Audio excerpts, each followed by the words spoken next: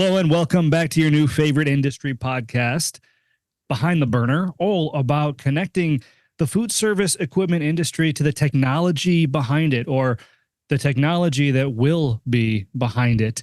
So you've heard a few episodes already, I'm sure, an avid listener. We've got an awesome guest for you today. I'm not going to intro him. I'm going to intro my awesome co-host, Ray Bartolomucci. Take it away, man. Hey, thanks, Josh. Appreciate it. We're really excited for this episode of Behind the Burner today. There's a lot of exciting technology in the industry right now. Something that isn't talked about as much, that's going to be more of a focus, is planned maintenance, proactive maintenance. And so I'm very honored to have a special guest on today, Dave Bohne. He is with Scription, and we're going to be talking a lot more about proactive maintenance, planned maintenance, and everything above. So Dave, welcome to the show. Thank you. Thank you, guys. Good to be here. Awesome. So Josh, I know you're a service repair company, and planned maintenance, preventive maintenance is part of your agenda as well. I'll have you take it away and start some first questions to Dave. Yeah, so before we get into any of the nitty gritty stuff, Dave, would you mind just kind of giving us a flyover of who you are, where you came from, and kind of how you got to where you are? Sure. Yeah, I've been in the industry, food service industry, a long time, since 2000. So, but this is the year 24. Started actually with working with the Taylor distributor in Western Canada, and spent 13 years, and that's really where I not only learned the industry, but learned the field service side of the business. I was a VP of operations for that company, and we had a pretty big fleet, about 60 technicians spread across Western Canada by the time I left there in 2013. And really got to touch all sides of what operating a service business looks like. Obviously, I'm not a technical guy, by the way. Don't ask me to fix anything. But when it comes to service operations, technology was a huge part of it. But just things like the parts side of the business, procurement, warehousing, van inventory, all the logistics around moving parts. Our call centers, dispatching, customer service, installation, coordination, preventive maintenance and warranty departments, all that type of thing, billing, all the things that you would associate with just running a normal service business. I had to deal with all that stuff. And thankfully, we had other very capable people dealing with the very technical side of the business. So I did that until 2013. Left there, and then for 10 years from there, I ran my own field service consulting company called NeuroStrategy. And so the partner of mine, we basically got called into service companies that were struggling with various components of their operation. So for about 10 years, we got to travel all over North America, and actually had some overseas customers as well, where there was just service companies struggling to support their customers, struggling with profitability, struggling with, parts. It was always usually something that was involved in some of our projects. And we got to really not only see that there's a lot of common problems amongst service companies in the food service equipment industry, but really understand that there's some really, I guess I would call it, industry-wide problems that extend beyond the service company. They extend into the OEMs, extend into the way chains operate, other participants potentially. So that's where Scription actually came from. The idea to start a different startup, a different company, to go and tackle a very difficult problem to solve. So that's, in a nutshell, that's sort of my journey in this industry. That's interesting. So how did you go ahead, Ray? I was going to say, how did you identify preventive maintenance, planned maintenance as that source of truth that you wanted to tackle? Just because it wasn't done very effectively by almost any chain customer in our world, and certainly, as I got to work with service companies all across North America, I saw that the problem was even worse in other parts of the country. The company I worked with, the Taylor distributor, we actually did a great job at really building up our preventive maintenance business over the years to the point where I'm going to say it was probably 35% of our service business on a daily basis, which was preventive maintenance service calls. So it was, I really saw and became a real believer of the impact of proper preventive maintenance and how that would drive a much better outcome when it comes to uptime for equipment and less severe reactive service events, less frequent and less severe. That's interesting. Why do you think that is such a big gap in the industry? I think there's a lot of operators, there's a lot of, frankly, some executives and finance folks that look at preventive maintenance as an area that if they needed to cut some costs, it's one of the first places they would look. They would cut preventive maintenance. If they're on a program already and paying some third party to do some preventive maintenance, that's an easy place to cut, because it's one of those things where the impact of preventive maintenance, you don't really notice it immediately, right? If you do it or don't do it. So, if you're looking for cost savings, that's where you go. And then honestly, I don't really know why exactly it's been such a challenge for people to embrace preventive maintenance. It's kind of like, in your personal life, would you run your personal life or your vehicle or your home or your whatever it is without insurance? Would you run a car without changing the oil? Like there's some things that just it doesn't really make a lot of sense why it hasn't been embraced, the concept of preventive maintenance. But for whatever reason, I think it's an industry-wide issue where there's just not enough, care and attention and priority placed on preventive maintenance. And I think COVID actually has changed that a little bit. Because you could roll the dice with preventive maintenance, your machine breaks, you can call and get a service tech there, usually same day if you needed to. But then supply chain issues with COVID and just honestly challenges with the service companies being able to find staffing and things of that nature. Getting people or a service technician to come and fix your machine same day is really challenging now, or even tomorrow, or the next day, or the next day. So downtime is now extending for machines that are in some cases very critical to operation and revenue generating pieces of equipment. And so rolling the dice on preventive maintenance, I'm just not sure that strategy, it never made sense to me, period, but I really don't know that it makes sense now that some things have evolved since COVID. Interesting. What are you doing at Scription to help change that mindset? We don't necessarily put the spotlight on preventive maintenance. What we're putting the spotlight on with our programs is uptime, equipment uptime, and cost certainty. So what Scription does is we provide service maintenance agreements for a fixed monthly fee. So the operator can get a piece of equipment looked after for a fixed dollar amount, and it includes everything.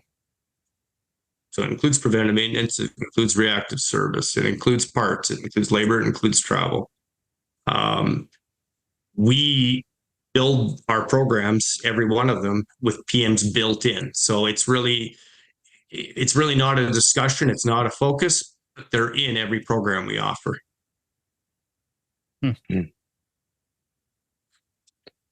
For you on the operator side, are you going into these chains and restaurants and are you're pitching these service agreements to them, and are they customized based on the equipment they have in their facility? Yeah, every program we have is customized. It's customized to the make, model, and age of equipment, customized to the application. So an ice cream machine in a Burger King may have a different price than an ice cream machine in a McDonald's, for example. We really are looking at the unique operating characteristics and machine characteristics, frequency of proper preventive maintenance, cost of parts, duration of preventive maintenance, average duration of reactive service, average cost of parts, things like that, to build up our price on our programs. But it's not one size fits all. I mean, that's where I think people that, if they purchased extended warranty programs, let's say from a manufacturer, you buy a new piece of equipment, you buy an extended warranty plan. Those are pretty much one size fits all pricing, right? It costs X dollars for 5 years of coverage. That's not what we do. We price based on the unique conditions of each piece of equipment and where that restaurant is located. So again, a restaurant that's in a major population center would obviously have a lower travel cost built into the program than a store that's maybe 3 hours outside of town. How do you come up with these parameters, or where do you get the data that can help you drive the cost of this program? Everything is based on work order data. Everything we do, and we've aggregated a tremendous volume of work order data from a lot of our service partners. We have a platform that connects via API to the various field service management softwares that are being used by the service partners that are on our program, and we aggregate and normalize their data to be able to manage our risk. Amazing. Sorry, that's not a question. That's just really cool, man. Are you using AI to calculate this data, or is it more of just using the bulk data, and is it an engine that's spitting out these results? There's several ways we arrive at a price in a program. Most of it is I was not using AI today, to be honest with you. AI is, we're working on several different AI related initiatives to help us get the initial pricing and program built, for sure. But certainly as time goes on, our program is based on finding efficiencies, either for the service provider, the OEM, or the operator, finding efficiencies, finding all the opportunities to potentially not have by the way, we do 12-month contracts. That's what all of our programs are. The 12 months, and then we renew for the following 12 months. But the renewal price is heavily based on what happened in the previous 12 months. Mm-hmm. So where AI kicks in is we want to find all the different opportunities and share and be transparent with our stakeholders and our partners on this program to see where things went well, where they could be improved. And maybe next year or the year after, we can actually see that monthly cost on the contract go down. Which again, in this industry, that's unheard of having a service and maintenance costs go down year over year. Yeah, that's insane. Go ahead. It's crazy. It's crazy. Well, to Josh's point with the parameters, there's so many parameters and so many variables that you're dealing with. How much work is it on your team's end to get a service agreement together? Like, what's the turnaround time to cost out every location if they're a big chain? Must be a lot of work, or have you found a way to streamline that? If we're quoting programs on equipment models that we have previously quoted on, we've got some familiarity with those models or makes and models of equipment, we can usually turn around a quote on a program within a day. If it's models of equipment we aren't as familiar with, we need to do a little more research. It certainly can take several days, maybe a week even, to turn around some pricing. But there's been a lot of work invested in us building the infrastructure so we could get a price turned around in a fairly rapid manner. So sure. We started in early 2022 as a company, and for the first year and a half, we were really building the infrastructure. So the programs that we're talking about here, we call them an SMA program. It's a subscription maintenance agreement. Programs we're talking about have really only been, I would say, available maybe for the last 6 to 9 months in the marketplace. Yeah. So, oh man, I have so many questions. Where do I start? What was the biggest hurdle that you faced since 2022 in building the business? That's a hard question to answer because there's been so many hurdles, some big ones. Honestly, the biggest hurdle of all is this industry, I feel is for whatever reason been slow to embrace innovation. You'll see pockets of innovation, whether in equipment design or, front of house, front of house types of things. You'll see lots of examples where there is innovation in the industry, but our little niche that we focus on, which is equipment, service, and maintenance, and all the things that really directly tie into that. I mean, by and large, I don't know that it's a whole lot different than it was 15 years ago or 20 years ago. The industry has been very slow to evolve. Yet, if you step outside of commercial food service equipment, and you think about other industries, you think about field services for mechanical assets in some other industry, I would say commercial food service is probably the furthest behind when I look at the other industries and what they're doing. Yeah, I would have to agree with that. I've seen it. So that's a good answer. I appreciate that. That's actually a really, really good answer. Not one that I was expecting, but one that I resonate with because I've seen it across the industry as well. So how, I imagine you guys don't self-perform. You don't have technicians on your staff. So how do you connect the repairs to the customer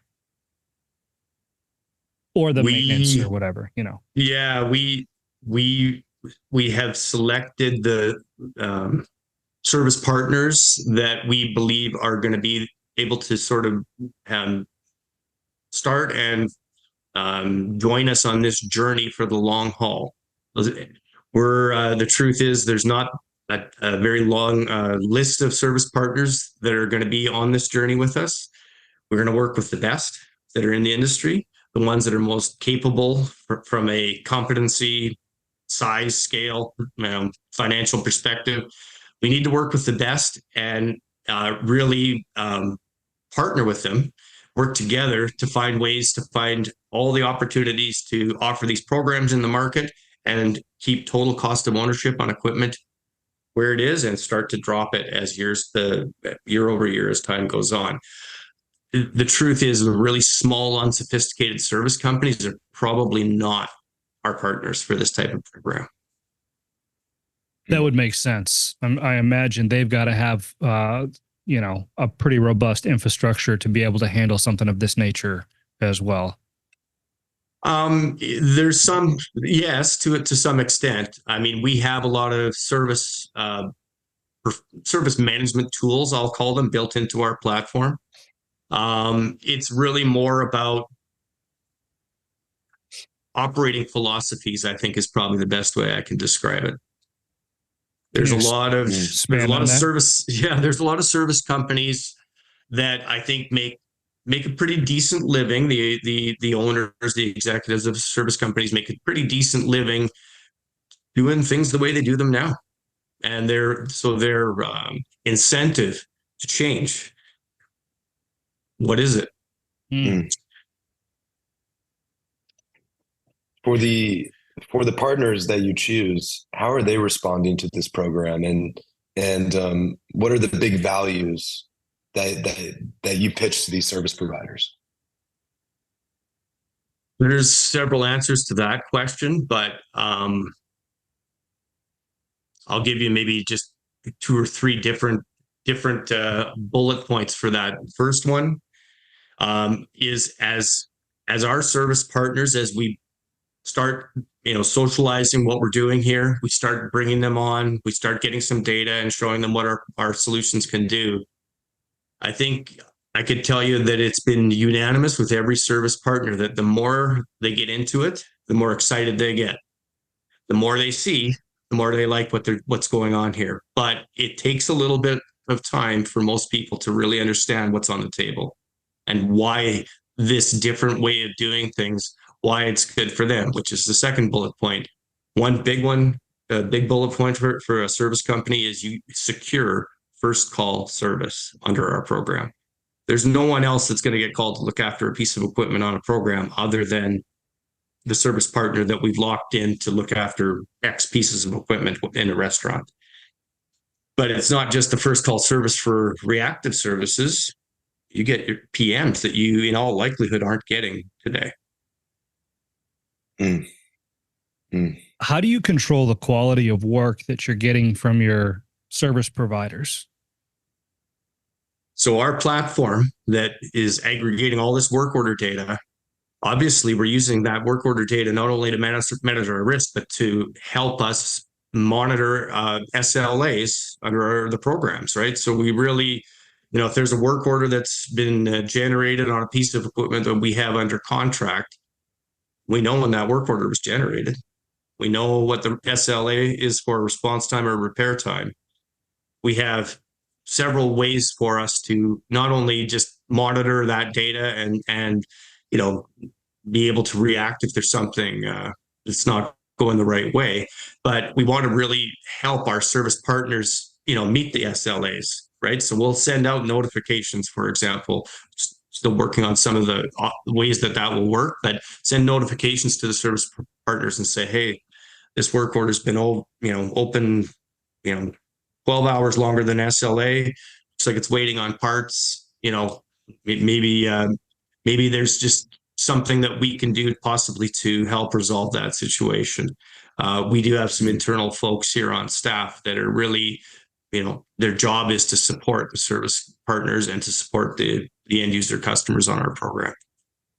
So Dave, on that note, can you walk me through, after a restaurant or an operator signs that SLA, how does the service provider receive that job, update the end user through the process, update your team through the process? What's the flow of that work order going through? So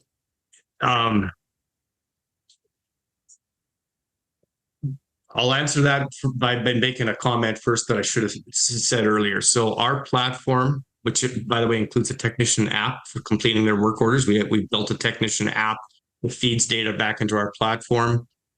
It's not a rip and replace field service management solution. We're not trying to be field service management software. What we're trying to do is augment and enhance field service management software that the service partner may already have in use. Maybe they've been using something for 15 years and they're happy with it. No problem. We're gonna connect to that and we're gonna augment. So you don't have to really change the way you're doing things today if you're a service company. However, we're gonna have insights from the data that's coming up, and we're gonna be sharing some of that information back with the service partner to really help them see that maybe there is some shortcomings with their systems that they have. Again, that's not our goal, but I think that's just a natural outcome.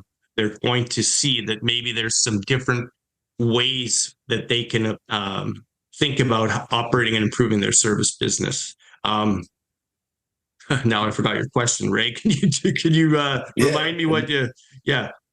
Yeah. No. Well, you nailed part of that question, because when a job's coming in, I guess, what does that flow look like? So the moment that job comes in, when the technician's going to the job, starting, completing that job, how that information's flowing back to your system and their system.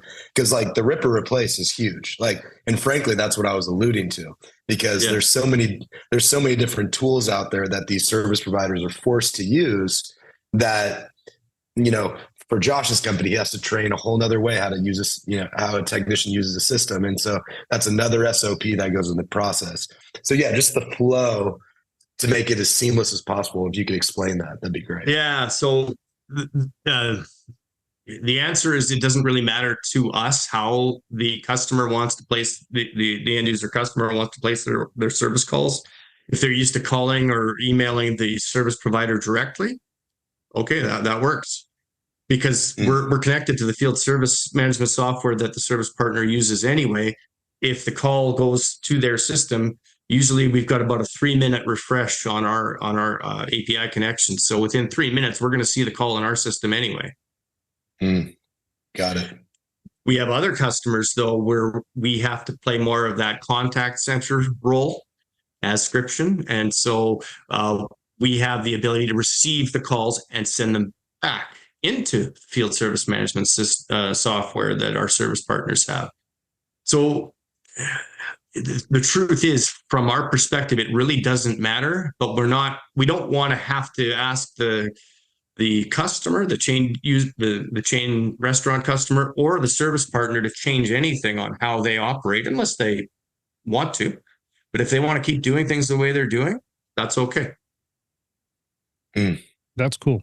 Yeah, that's great. That's great. What's the overall mission of Scription? Uptime. Drive equipment uptime, improve the quality of service in this industry, and give operators cost certainty. Because the truth is, guys, if I could say something a little bit, controversial, maybe, service in this industry, it kind of sucks for the most part. I apologize to you, Josh, and anybody else that might take that wrong. But the truth is, if I look at the industry as a whole, there's a tremendous amount of inefficiency with service companies in general and the way that they do things. And it's not all their fault, by the way. Just I want to point that out here. But there's been this, I guess, somewhat unsustainable, monster created in this industry that has resulted in service companies just keep struggling to do what they do, and any additional costs that they have to incur to do whatever a chain has asked for, or a facility management company now that inserts themselves in between you and your customer, or I have to order parts from this centralized parts place that I never had to order parts from before. All these things, right, get they generally speaking would just increase your complexity and in some cases your cost to operate a service company, which means you got to pass that along. And you pass it along via your increased hourly rate, increased travel charge, increased parts markups, whatever it might be. And who pays for that? The operator. Yeah, that makes sense. And you're not wrong. I mean, that's the thing. And I'd go as far as to say it's actually trending in the wrong direction, Dave. It's still trending in the direction of poorer quality service. I think talent is probably a big underlying factor of that. More people leaving the industry than coming into it. Creates a big gap in knowledge, especially knowledge that's even transferable to a new tech. And to your point about complexity, right? The ability to handle that complexity among service companies who can't even grasp technology, many of them, as you stated earlier in the podcast, right? Or innovation, I think is how you put it. But I mean, it creates a recipe for disaster, right? So I think that you're coming in at the right time with this kind of stuff. Unfortunately, I do think some of that could be barriers for you as well. Mm-hmm. Yes, it's part of the reason why, this is a challenging thing for us to introduce into this industry. There's probably a lot of other verticals we could have chosen and probably been able to get a little bit more a quicker positive result when it comes to building our business. However, I really believe that the juice will be worth the squeeze, so to speak. The opportunity is so great, but the need is so great to make some positive change in this industry. And so, we didn't go about targeting this problem in this industry because we thought it was easy. That is absolutely not why we did it. We did it because we know that we have a great solution to something that is just so fundamentally broken in this industry that we know if we get the right participants behind us, and it's going to take a lot of different people coming in, a lot of different parties, right? We are going to need some manufacturer support. We are going to need some service partner support, absolutely, and we're going to definitely need support from the chains.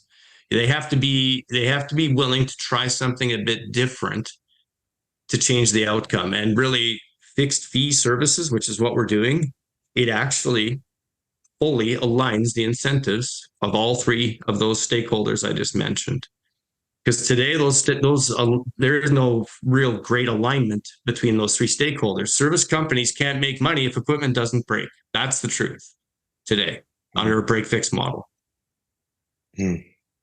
Yeah. Which means service companies are somewhat, I don't want to say this too harshly, but you kind of need equipment to break. And if you fix it really well and it doesn't break, you've kind of, in some ways, hurt your own ability to generate revenue. Yeah. Yeah. Well, and correct me if I'm wrong, but fixed rate recurring revenue does wonders for a company's valuation as well. MRR is monthly recurring revenue, and that's certainly what a lot of people and a lot of companies are looking for nowadays. Yes. Dave, how do you think about, there's reactive, of course, which the industry's always been used to. There's preventive maintenance. How does Scription think of preventive maintenance versus proactive maintenance? Yeah, so I think most people in field services and in the industry would understand the concept of preventive maintenance and the concept of reactive services. But what we really believe has been missing and needs to be categorized independently is a type of work order or a type of job called proactive maintenance.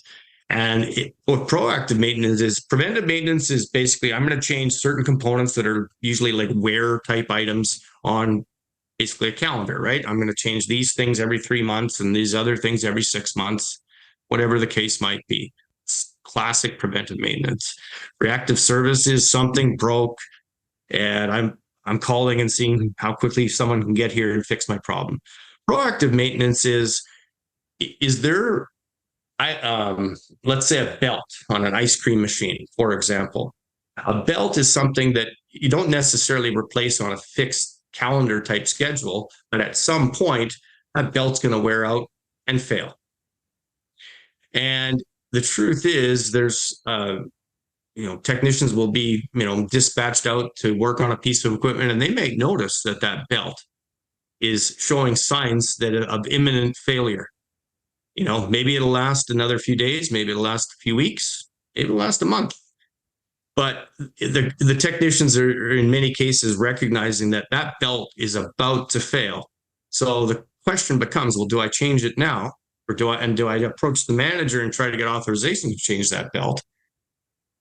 Or do we just do what I've been dispatched to do, do the PM, do the reactive call, and then get to my next job, knowing full well I'm probably going to get a call a few weeks from now and I'm going to come back and change that belt.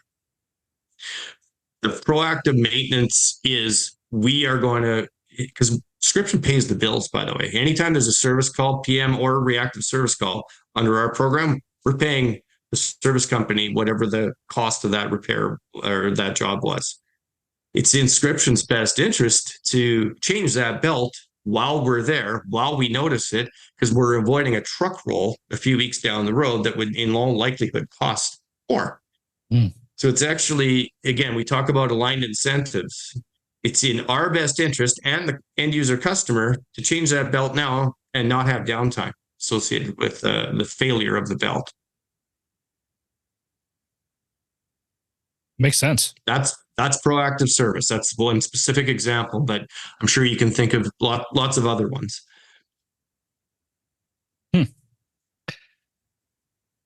That's pretty cool. So what does Scription look like tomorrow? And when I say tomorrow, you know what I mean. What is the ultimate end goal of Scription? What does it look like in 5, 10, 15 years? Well, that would I'll talk about a fourth category of service, which is predictive maintenance. So again, different than those other three we just talked about. Predictive maintenance, I'm sure a lot of folks would understand what this means, but just the quick definition is being able to predict and remediate failures on equipment and components on equipment before there's any noticeable downtime. So the belt example I gave you is proactive maintenance. That's coming from, just a technician noticing that there's going to be an equipment failure because he was there and he's standing in front of the machine. Predictive maintenance is going to be it's highly enabled by IoT data, sensor data on equipment. And combining that with the work order data and really analyzing the work order data like we have in our Scription platform. But IoT data potentially can give us a heads up that a particular component on a piece of equipment is showing signal that it is going to fail. And with enough time and enough data captured, we're going to be able to actually predict sort of the mean time to failure based on the IoT signal. So we're going to be able to have a world where, today response times are measured in machine broke, I'm placing a service call, the clock starts from that point, right, on SLAs, right? I got a response time SLA. So the clock starts when the machine breaks. Imagine a world where you're responding and fixing a problem before the end user customer even knew there was anything wrong. The machine told me it's going to fail within the next week. So I'm here to change out the component that's going to fail before it fails. So we like to describe this as a world of negative response times. If you think about it, we're actually fixing the machine before the clock starts in today's world. That's predictive maintenance. I can talk to you for the next hour about this, but that's where we're going. But all of the other things we talked about previously, they all are really leading us to that world of predictive maintenance. But it's going to take a little bit of time. It's going to take some data. It's going to take some partnerships to get there. Wow. So Dave, first of all, that's amazing. That's really exciting. I know that's Josh cool. And I can both agree with that. You were in the consulting side, you were in the service side, but now you're running a technology company, right? And I guess I'm more so curious, how did you make that transition to build software and build a team around you to start this business? I know for me, it was a learning curve. I don't know how it was for you, but yeah, just walk me through the experience of building this company. Well, yeah, just honestly, it just over the years became more and more clear that the answer to a lot of the problems that we'd run into in the service consulting business was, technology was either at the root of the problem. In other words, technology was causing the problem, or lack of technology, poor use of technology, whatever. It was usually either causing the problem or it was the answer to the problem. And that story just kept coming up and repeating. And, it didn't matter what the situation was. Didn't matter if the problem was your dispatch process or technician training or parts, procurement or, whatever the case might have been. Technology just always seemed to be the answer. So I don't come from a software development background, but I just kept getting into different types of technology over the years, just because it really became the answer all the time. It became the answer. So whether that's software, whether that's applying some new technology such as augmented reality, which is a big part of our go forward, to answer your question earlier on what do I see Scription, 5, 10, 15 years from now? I see a world where we're equipping, almost every technician that with our service partners with augmented reality work instructions, so they can repair equipment that they've never seen before. They've never been trained before, but we give them just in time work instructions so they can perform an accurate repair, an accurate diagnosis with no classroom training. That's one way to close the skills gap. Wow. It's just, these technologies are out there. They've been out there now for a few years. They're just not being embraced yet by the industry as a collective. And we really see our role here as being able to bring some of these solutions, these technologies to the mainstream in this industry and others. I mean, truth be told, Scription's not just a food service equipment solution. I mean, we're starting here. It's our beachhead, but this is really a concept that would really work for any mechanical equipment that requires maintenance and repair. Mm. I don't believe we touched on this, but I'm just curious: does the service provider pay anything to be part of your program? They pay a small SaaS fee to have access to our platform and be able to have automated claim adjudication, because that's really, when you do a service call, our platform is already got your work order here, and when we get the work order completed, we already see what parts and labor and travel and all that came in on the work order. It makes submitting a claim and us reimbursing the service company for that claim very, very simple. We already have the information. You don't have to key it in again, right? You don't have to go through all that approval process on this is warranty, this isn't, which a lot of folks are used to. It's part of the design of our solution, right? We need to make this whole thing very simple from the operator and the service partner's perspective. And to do that, obviously, we had to get very complex behind the scenes, under the hood. Mm. But again, we keep that stuff internal, because that really is not where the value is in Scription. The value is we want to make it easy to do business with us and get the right outcomes for the operator. Wow. All right. We're going to move to close here pretty soon. I've been trying to think. You blew my question out of the water. I have a special question I usually ask at the end of the show that's really intriguing and stuff. But you just blew it out of the water. It was going to be, what's your bold industry prediction for the future? But then you sprung predictive maintenance on me and augmented reality on me, and I'm like, what's left? Right. So I'm going to go with a different question, Dave, and I want you to give, if you could, some tangible advice, maybe one piece of advice for service companies and one piece of advice for restaurateurs on how they can better utilize technology or adopt the mindset or something. Just give some advice to our listeners on how they can improve their business. I think generically the answer for both parties would be the same. It's you don't know what's possible until we try to do some things differently, and that's what our whole approach is today, right? We've got a lot of resistance from certain people, certain franchisees, certain chains, certain OEMs, certain service partners. They're resistant to try some of these programs that we're talking about, and just because they don't, you're a little afraid of changing what right? That this works the way you operate. It's comfortable. It's a classic story, right? People are resistant to change, but the truth is, you don't have to change your entire business. You don't have to throw everything that you do out the window to start to embrace pilots. Basically, try some to dip your toe in the water with some innovative new ways of doing things. And that's how we're going to market. We're not trying to have an entire chain flip their model and go to fixed fee services tomorrow. We're saying, let's try a market. Let's try 20 stores here or 50 stores there.